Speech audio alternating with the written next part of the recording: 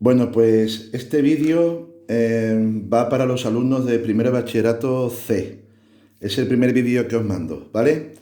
Eh, la primera parte hace un poquito recordaros en este primer vídeo lo que el comienzo del tema de la unidad que dejamos justamente antes de comenzar esta crisis sanitaria, ¿vale? Voy a explicarlo, voy a recordarlo poquito a poco. Iré mandando otros vídeos con distintas explicaciones para que por lo menos avancemos un poco en esta parte del temario que es muy importante, los límites y la continuidad, ¿vale? Fue lo que vimos, límites y continuidad. Fue el tema que comenzamos, si recordáis, justamente antes de que comenzara la crisis. Bueno, yo ya os comenté un poquito en qué consistieron los límites y os dije que antes de comenzar a hacer límites, pues lo primero que había que saber era una tablita que os puse al principio del tema, que eso sí lo tenéis en los apuntes, donde os di las igualdades más importantes, ¿vale? Lo titulamos así, igualdades importantes, que son lógicas, pero que hay que sabérselas para poder manejar luego los límites, el cálculo de límites que vamos a ir viendo. Dijimos por una parte que cuando yo multiplicaba K siempre es un número, ¿vale? Puede ser positivo o puede ser negativo, pero K es un número. Si yo multiplico K por más infinito, eso me puede salir dos cosas. Más infinito si la K era positiva, lógicamente, o menos infinito si la K era negativa, si era menor que cero, ¿vale? También dijimos que cuando un número K está elevado a infinito, también había dos posibles resultados. Uno era más infinito si la K era mayor que 1 y otro era 0 si el valor de la K estaba comprendido entre 0 y 1. ¿De acuerdo? Luego vimos también que cuando sumamos un número A, por ejemplo, con más infinito, en esa suma me sale más infinito. De la misma manera, al sumar infinito más infinito, me quedaría también más infinito. Por otro lado, la raíz késima, donde k, repito, es un número de más infinito, siempre va a ser más infinito. Y por último, vimos en esta primera parte que cuando yo divido un número a entre más menos infinito, eso me sale siempre 0, ¿vale? Esto lo vimos al comienzo del tema en su momento. Además, vimos la otra opción, o sea, cuando en vez de ser más infinito, sea menos infinito. Es decir, si yo multiplico un número k por menos infinito, aquí obtengo otra vez dos resultados. Pero ahora a la inversa, al contrario. Menos infinito, lógicamente, si la k es mayor que cero, más infinito si la k es menor que cero. Por otra parte, si yo elevo k a menos infinito, esto me quedaría en este caso al revés. 0 si la k es mayor que 1, ¿de acuerdo? Y más infinito si 0 es menor que k y k es menor que 1. O sea, si el número k está comprendido entre 0 y 1, un medio, etc. Un tercio, un cuarto, ¿de acuerdo? A su vez, si yo hago una resta de un número, si yo resto un número menos el infinito, esto me va a salir siempre menos infinito. Si yo resto menos infinito, esto me va a salir siempre menos infinito. Y la raíz késima de menos infinito, teníamos dos casos también. Uno que es menos infinito si la k era impar, ¿de acuerdo? Y la raíz no existe si k es par. Obviamente, si yo tengo la raíz cuadrada de menos infinito, eso no existe. Si tengo la raíz cuadrada, o la raíz cuarta, perdón, de menos infinito, eso tampoco existe. Sin embargo, si tuviera, por ejemplo, la raíz cúbica de menos infinito, eso me saldría menos infinito. Y por último, un número partido por cero. Es importante también este caso. Tengo tres opciones. Más infinito si la A es positiva. Una indeterminación, que ya veremos en qué consiste. Si la A es igual a cero, o sea, 0 partido por 0 es una indeterminación. Y menos infinito si la A es negativa. ¿De acuerdo? Esto fue lo que vimos al principio del tema. ¿De acuerdo? No hemos dado nada nuevo. ¿Qué hicimos nosotros? Pues lo que hicimos fue precisamente comenzar límites, el cálculo de límites en el infinito. Eso fue lo que comenzamos. Cálculo de límites en el infinito. Es decir, tenemos los límites, este es el cálculo de límites en el infinito, cuando la x tiende a más o menos infinito. Esos son los límites, el cálculo de límites en el infinito. Vimos algún ejemplo, vimos algún caso, no quedó la cosa muy clara y voy a intentar explicaros ahora un poquito mejor, ¿vale? Para eso os voy a dar dos herramientas. Os voy a dar dos herramientas para que os sirva. Primero, vamos a ver los límites de potencias, ¿de acuerdo? Y luego vamos a ver los límites cuando tengo polinomios. Atento aquí, ¿vale? Son los dos casos que vamos a ver en el cálculo de límites en el infinito. Vamos a ver el primer caso. Si yo tengo límites de potencias, aquí tan solo tengo que tener en cuenta 4 opciones. Si tengo el límite cuando la x tiende a más infinito de k elevado a un número, k elevado a k, ¿vale? Tengo 3 opciones.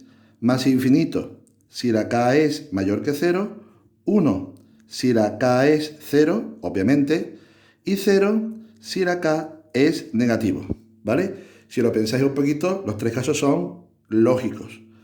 Límite cuando la x tiende a más infinito, ahora al revés, de un número k elevado a x. En este caso también tengo tres opciones. Más infinito si la k es mayor que 1, si la base es mayor que 1, 0 si la base, si la k está entre 0 y 1, y no existe simplemente si la k es negativa. ¿De acuerdo? Ahora vamos a ver los casos, los mismos casos, pero cuando la x tiende, en vez de a más infinito, a menos infinito. Tendríamos límite cuando x tiende a menos infinito de k elevado a un número. En este caso tendríamos las siguientes opciones. Más infinito si la k es positiva, menos infinito si la k es positiva, pero aquí es par y aquí es impar, la k, ¿de acuerdo? 1 si la k es 0 y 0 si la k es menor que 0, o sea, negativa. Por último, límite cuando la k tiende a menos infinito, en este caso de un número elevado a x, tengo también 3 opciones. 0 si la k es mayor que 1, más infinito si la k está comprendida entre 0 y 1, y no existe si la k es negativa. ¿De acuerdo? Bueno, esto que estamos viendo ahora es un poco la teoría, la base teórica. ¿De acuerdo? Ahora voy a poneros algunos ejemplos para que veáis cómo se aplican estos límites de potencia, que son muy sencillitos. Lo que pasa es que hay que practicarlos. ¿De acuerdo? Voy a dejarlo aquí para que veáis cómo se utilizan estos casos. Voy a poner aquí algunos ejemplos. Ejemplos. Mirad, por ejemplo, límite cuando la x tiende a más infinito de x elevado al cuadrado. ¿De acuerdo? En este caso estamos claramente, si os fijáis en lo que hemos dado antes, estamos claramente en este caso, en el primer caso. Un límite cuando x tiende a más infinito de x elevado a k. Límite cuando x tiende a más infinito cuando x está elevado a 2. O sea, cuando la k es positiva, estaríamos en este caso. ¿De acuerdo? Cuando la k es positiva. Por tanto, no sería más, sería directamente más infinito. No obstante, podéis deducirlo lógicamente. Si yo sustituyo la x por más infinito, me va a quedar más infinito al cuadrado, que es más infinito por más infinito, que no es otra cosa que más infinito. ¿Vale? No tiene ninguna complicación. El apartado B, otro ejemplo.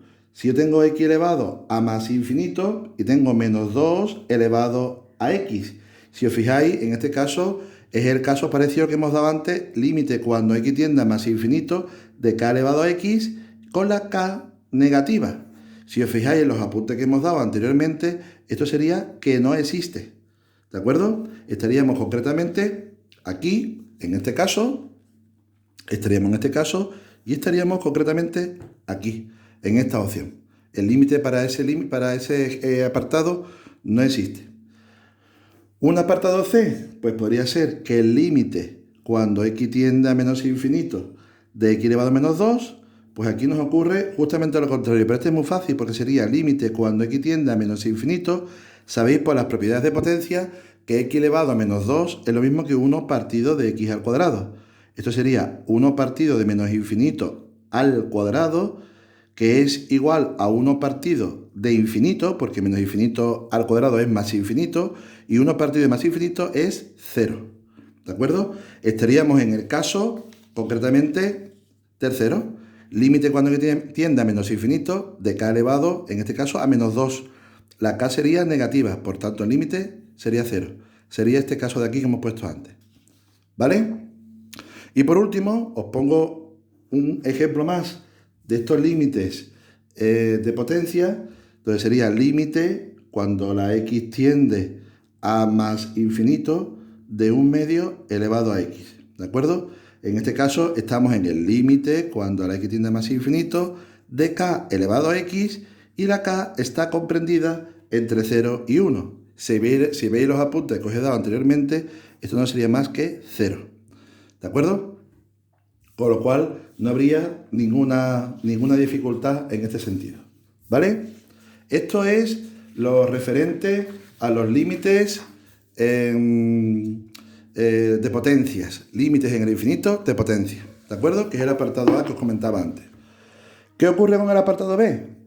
Límites en el infinito, siempre estamos hablando en el infinito, de polinomios. Vamos a ver, de polinomios.